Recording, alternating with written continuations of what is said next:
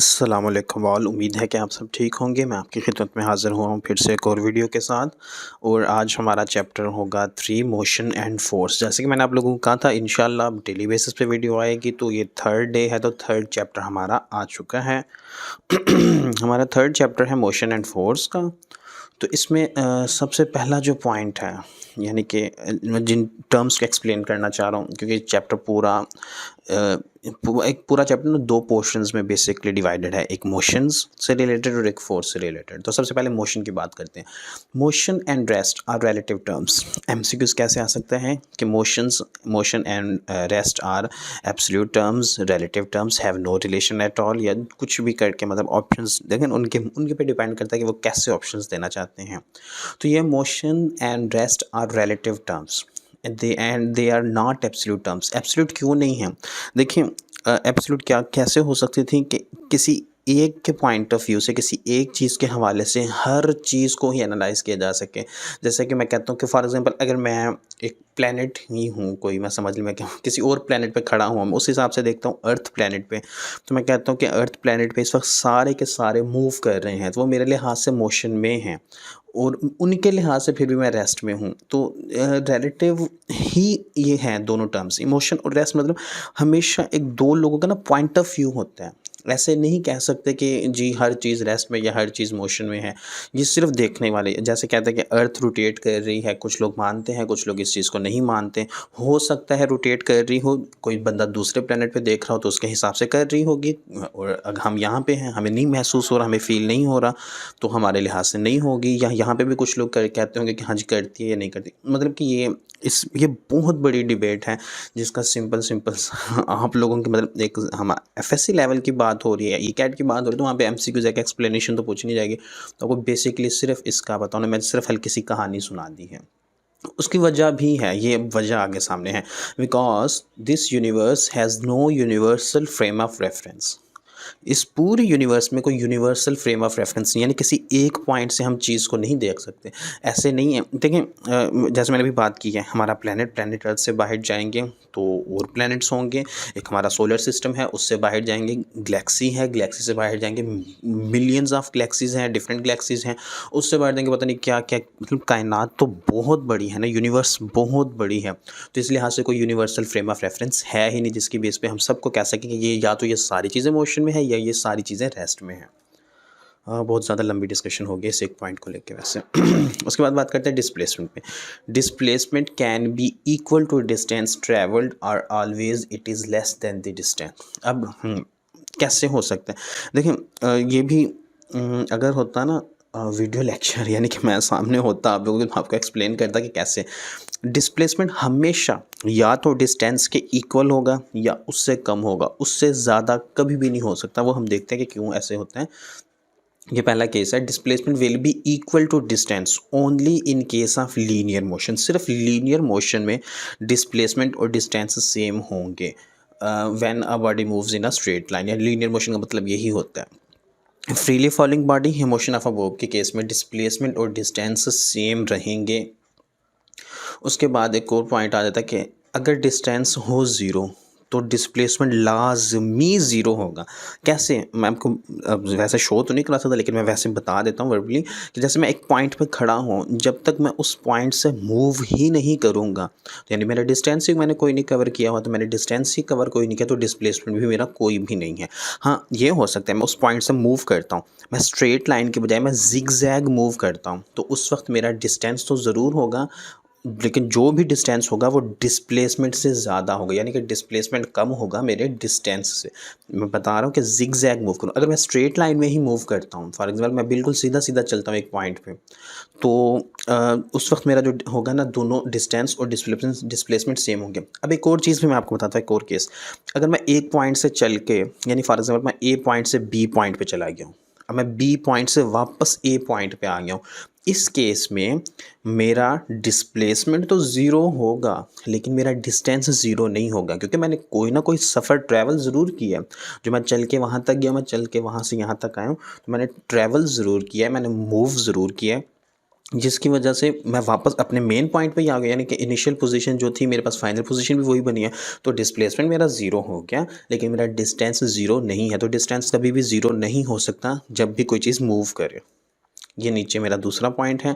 If displacement is zero then distance is not necessary to be zero. जब displacement zero होगा तो लाजमी नहीं है कि डिस्टेंस भी ज़ीरो हो।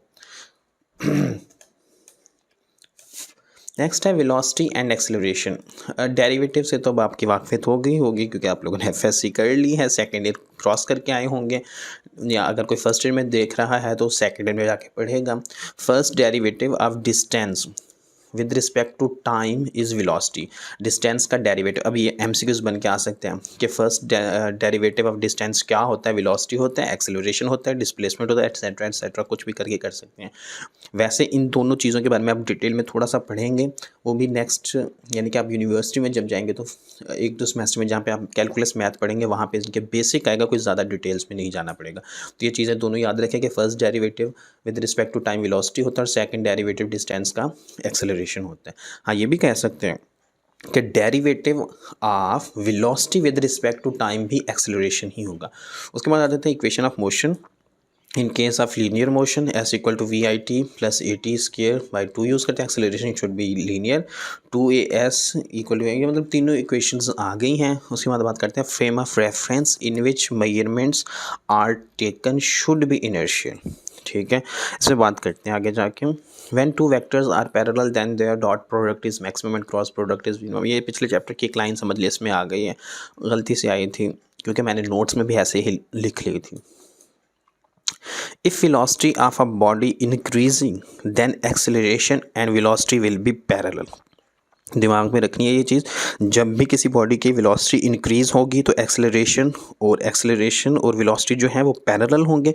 जब डिक्रीज़ हो रही होगी, यानी कि वाइस वर्सा केस में, तो ये दोनों एंटी पैरेलल होंगे, यानी कि पहले 0 डिग्री एंगल बन रहा है तो फिर -180 डिग्री एंगल बन रहा है इन दोनों के दरमियान। ये ऐसे पॉइंट्स हैं जिन्हें मतलब डिटेल में जाना वैसे ज़रूरी नहीं है, मैं कुछ आप लोगों को बता रहा हूँ साथ, लेकिन आप लोगों को सिर्फ बेसिकली वो पॉइंट्स पता होने चाहिए। अच्छा जी, न्यूमेरिकल प्रॉब्लम आगे अगर आप लोग चाहें तो पहले से रोक के खुद सॉल्व कर सकते हैं। A car is moving with the velocity of 19.6 ultimately comes to rest in 3 second, calculate the acceleration of car. तो इनमें से कौन सा ऑप्शन होगा? अगर आप लोगों ने चूज़ कर लिया है तो मैं बता देता हूँ, सी ऑप्शन ठीक है, 6.53। कैसे है? इसके लिए आप इक्वेशन यूज़ करेंगे जो हमने अभी देखी थी, इक्वेशंस ऑफ मोशन। उसमें फर्स्ट जो है V F equal to V I plus A T, तो उसकी मदद से ये सॉल्व हो जाएगा। अब सेकंड प्रॉब्लम भी आ गई है। तो a ball is thrown vertically upward with velocity 19.6 metre per second, after how much time it will return to the ground. बिल्कुल ऊपर की तरफ फेंकी हुई है, तो लीनियर मोशन है, second equation of motion use करेंगे इसमें, तो ये भी सॉल्व हो जाएगी। ऑप्शन और आंसर आपका आ जाएगा सी। सेकंड इक्वेशन से बाद S equal to V I T plus 1/280 square, यहाँ पे जी टी स्केयर हो जाएगा।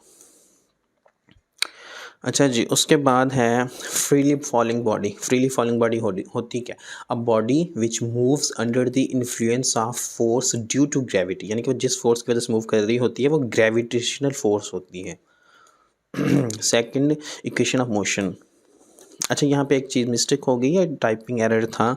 मैंने काफ़ी टाइम से सोच रहा था मैं करेक्शन करूँगा, लेकिन अभी तक नहीं की, मैंने अपने नोट्स में भी नहीं की हुई। यहाँ पे ना ये जी साथ नहीं आएगा 5 के साथ, क्योंकि ये जो 5 आया ना, मैंने यहाँ पे जी की वैल्यू 10 ली हुई है और 2 के साथ डिवाइड करके ही ये 5 आया हुआ है। तो ये बात कर रहे हैं कि जब इनिशियल वेलोसिटी 0 हो तो जो है डिस्टेंस का रिलेशन टाइम के साथ डायरेक्टली प्रोपोर्शनल होता है। We can see from the above expression S is directly proportional to square of time. ठीक है, ये रिलेशन शॉर्ट ट्रिक्स होते हैं, ये आपको याद रखने चाहिए। अब आ गया इससे रिलेटेड एमसीक्यूज भी।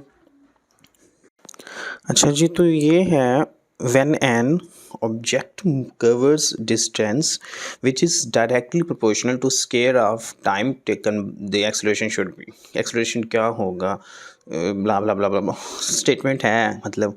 अच्छा, इसका भी अब आपको मैं बता देता हूँ कि कैसे, कि ये तो पहले आप इसे मतलब वीडियो पॉज करके आप खुद देख सकते हैं अगर आप लोग चेक करना चाहते हैं।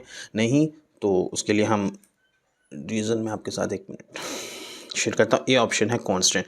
क्या है मैं बताता हूँ कि है क्या, अगर आप लोगों ने सॉल्व कर लिया। when an object covers a distance which is directly proportional to the square of time taken the acceleration should be। ये अभी अभी हम ऊपर देख के आए हैं, यही रिलेशन मैंने अभी ऊपर बताया। मैंने यहाँ पे देखें एक्सेलरेशन यानी कि g की वैल्यू क्या ली हुई है, ग्रेविटेशनल एक्सेलरेशन क्या ले, तो मैंने क्या ली हुई है 10 ली हुई है। 10 क्या है, कांस्टेंट वैल्यू है। तो ये कांस्टेंट वैल्यू के केस में होगा यहाँ पे कि जो रिलेशन होगा डिस्टेंस का स्क्वायर ऑफ टाइम के साथ, तो ये ऑप्शन है यहाँ पे कांस्टेंट। ये नीचे है एक, ये मतलब एक पॉइंट है, ये MCQs I think previous papers में आ चुका है। 2010, 11, 12 वाले पेपर्स में से शायद किसी में 1-2 में आया हुआ था, 2 दफ़ा आया हुआ है वैसे ये। Distance covered by a freely falling body in first 3 second is equal to distance covered in just 5th second. ये आप लोगों की एक तरह से असाइनमेंट भी है, ये करके देखिएगा। अगर किसी से ना हो तो फिर पूछेगा कि इसका मतलब क्या है इस लाइन का। इस लाइन को देखें, समझें और इसे क्रैक करने की कोशिश करें। नेक्स्ट है a car covers a distance s before stopping when initial velocity is vi if the initial velocity is double what is the distance covered. हाँ जी, डिस्टेंस कवर्ड क्या हो जाएगा जब उसकी इनिशियल वेलोसिटी को डबल कर देगा। इसका सोल्यूशन अगर आप लोगों ने मतलब कर लिया है तो मैं आगे चलता हूँ, अदरवाइज़ यहीं पे वीडियो को पॉज कर लिया करें। वैसे जहाँ पे भी न्यूमेरिकल आए ना तो वीडियो को पॉज कर लिया करें। 4 टाइम्स है, कैसे है ये आपके सामने सोल्यूशन है उसका पूरा का पूरा। बात क्या हुई है, एस की बात कर रहा है, स्टॉप हो रही है तो फाइनल वेलोसिटी 0 हो जाएगी। तो हमने वो पुट किया है तो हमें पता चला है रिलेशन क्या है, S equal to V I square. ये तो कांस्टेंट है, तो डिस्टेंस का जो रिलेशन बन जाएगा इनिशियल वेलोसिटी के साथ वो ये है, S is directly proportional to V I square. आगे है laws of motion. Force is that tangent that changes are try to change the initial position of body. ये तो पढ़ी हुई होगी, डेफिनेशन है सिंपल सी। Inertia try to oppose, force change करना चाहती है, इनर्शिया उसे अपोज करना चाह रही होती है। Why force is needed to move object. हाँ जी, फोर्स क्यों चाहिए होती है ऑब्जेक्ट को मूव करने के लिए। उसकी रीज़न है force is needed to move the object due to inertia. Inertia oppose करता है ना उस जो चेंज आ रहा होता है। ये देखें ना, inertia try to oppose the change in initial position when force is applied. तो ये रीज़न है इसकी। MCQs बन के भी आ सकता है, वैसे तो यहाँ पे शॉर्ट क्वेश्चन बना हुआ है तो ये एग्जाम्स के पॉइंट ऑफ व्यू से भी वैसे हो सकता है। First law of motion, Newton's first law gave the qualitative analysis. Of force है, इफ़ नहीं है ऑफ फोर्स आएगा। Second law, Newton's second law of motion gives quantitative analysis of force. First law हमें क्वालिटेटिव एनालिसिस देता है तो second law हमें quantitative analysis देता है। ये दोनों टर्म्स को माइंड में रखिएगा। It is also called law of motion, यहाँ पे भी मिस्टेक है, लॉ ऑफ मोशन या रियल लॉ ऑफ मोशन हो जाएगा। F इक्वल टू एम में है, ये भी पता है। Here M is the inertial mass. F equal to G m1 m2 over R square.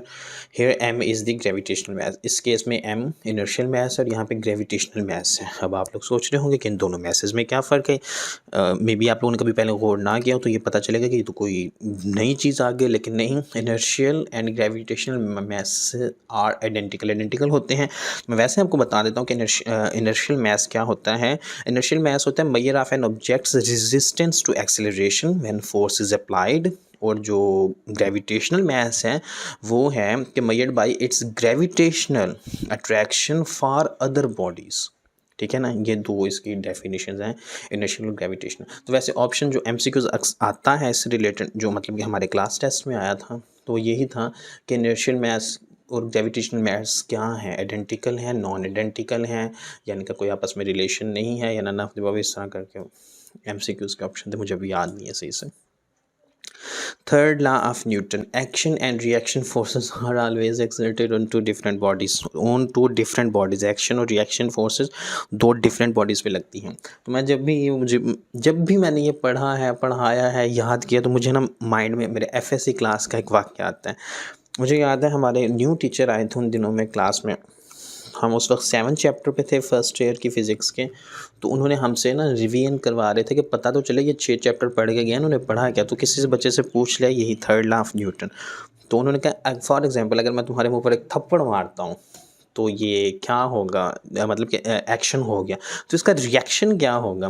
तो उसने आगे से कहा था कि सर मैं आपके मुंह पे रख के थप्पड़ मार दूंगा। ये मतलब अच्छे से याद है। और फिर उस सर ने ना उसकी अच्छी खासी बेइज्जती की थी वैसे। अच्छा, इसके बाद है कि एफ इक्वल टू रिलेशंस हैं different. Del P equal to del P over T है।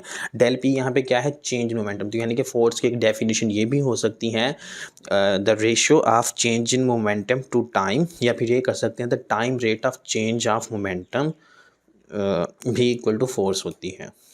I equal to F cross T. तो चेंज इन मोमेंटम को यहाँ पे इम्पल्स के इक्वल करते हैं। इम्पल्स इक्वल टू होते हैं डेल पी के। Time rate of change of momentum is equal to the applied force. Change in momentum is equal to impulse. ठीक है, डेल पी पहले किसके इक्वल कह रहा है, the time rate of change of momentum, यानी कि del P over T equal है फोर्स के और डेल पी सिंपली इक्वल है इम्पल्स के। तो उसने ये वाला रिलेशन उसे ड्राइव कर लिया कि impulse equal to force multiply by time.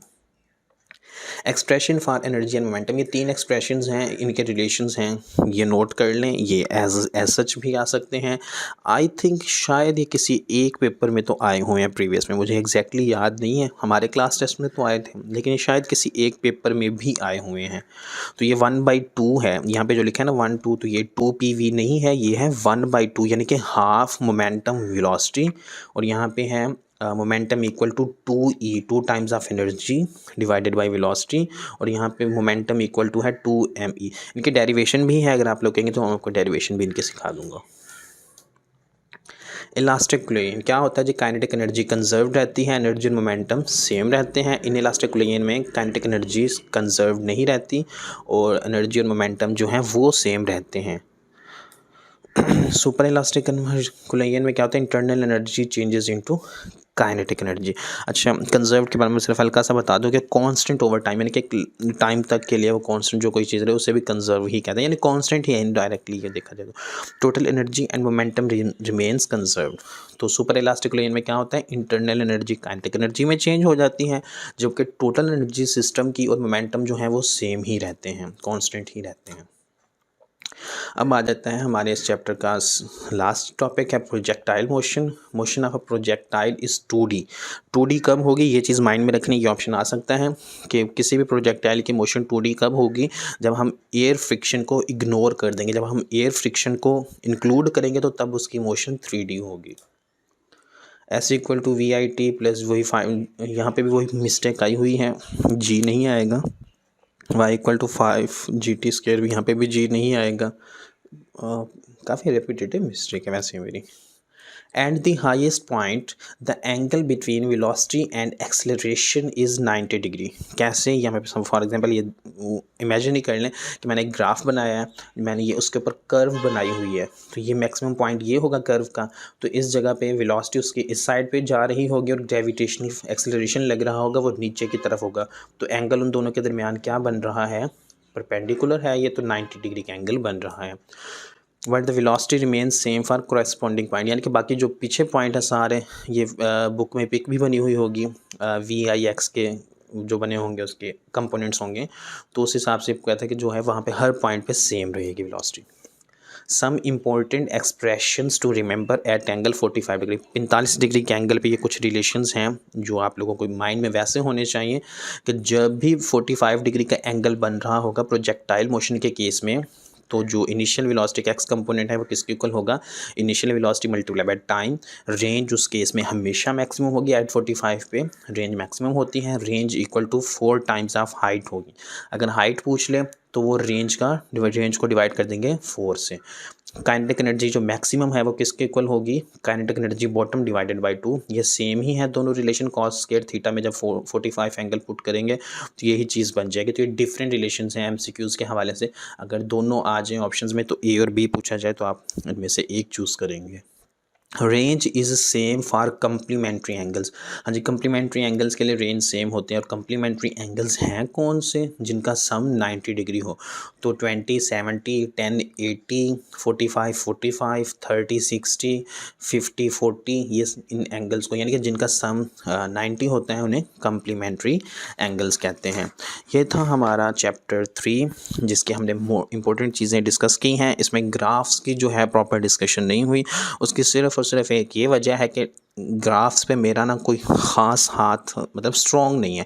मुझे अंडरस्टैंडिंग है, एक्सप्लेन कर सकता हूँ, अगर कोई एमसीक्यूज़ है तो कोशिश करके समझा भी सकता हूँ, थोड़ी मेहनत ज़्यादा करनी पड़ती है, हो जाता है, लेकिन उस टॉपिक पे मेरी एक ग्रिप अच्छी नहीं है, तो इसलिए वो मैंने इंक्लूड नहीं किया हुआ। और आपके लिए एक साथ और भी न्यूज़ थी, देखते हैं कौन वीडियो पूरी देखता है। तो मैं ये सोच रहा हूँ कि ये तो अभी क्लासेस चलेंगे ऐसे, जब ई कैट का टाइम आएगा तो इंशाल्लाह मैं टेस्ट सेशंस रख लूँगा व्हाट्सएप पे ग्रुप बना के, तो इन्हीं नोट्स में से मैं आपके लिए एमसीक्यूज़ भी बनाऊँगा और ग्राफ वाले न्यूमेरिकल भी मैं ढूंढ के लाऊँगा उस वक्त के लिए। यानी अभी तो नहीं है ना इसमें नोट्स में इंक्लूड, लेकिन ग्राफ वाले वहाँ पे करेंगे, तो उससे आपकी एक असेसमेंट हो जाएगी कि आपने लेक्चर्स कितने अच्छे से सुने हुए हैं। और मैं ये बता दूँ कि मैं मैनिपुलेट करूँगा, ये मैं सिंपल स्ट्रेट फॉरवर्ड चीज़ें नहीं दूंगा, मैंने घुमा फिरा के दे दूंगा, जो सीधी सीधी चीज़ें मैं उसे थोड़ा आगे पीछे कर दूंगा। तो इसके ऐसे ही फ़ायदा हो सकता है कि अगर आप लोगों ने ई कैट देना है तो आप अच्छे से इन लेक्चर्स को सुनें और अपने दोस्तों के साथ भी शेयर करें, अपने जूनियर्स के साथ भी इन वीडियोस को शेयर करें जो यूनिवर्सिटी में पहुंच चुके हैं, वो अपने जो कॉलेज जूनियर्स हैं उनकी भी उन्हें भी हेल्प आउट करें। अब आप लोग भी कंफ्यूज थे अपने टाइम में, अब वो भी होंगे, तो उन्हें हेल्प करें, जितना हो सके अपनी तरफ से कोशिश करें। और इस चैनल को सब्सक्राइब करें, वीडियो को लाइक करें, पॉजिटिव क्रिटिसिज्म को अप्रिशिएट किया जाएगा, और अगर कोई मिस्टेक हो तो आप ज़रूर बताएं, उसे करेक्ट भी किया जाएगा और एक्नॉलेज भी किया जाएगा। Thank you so much and अल्लाह हाफिज़।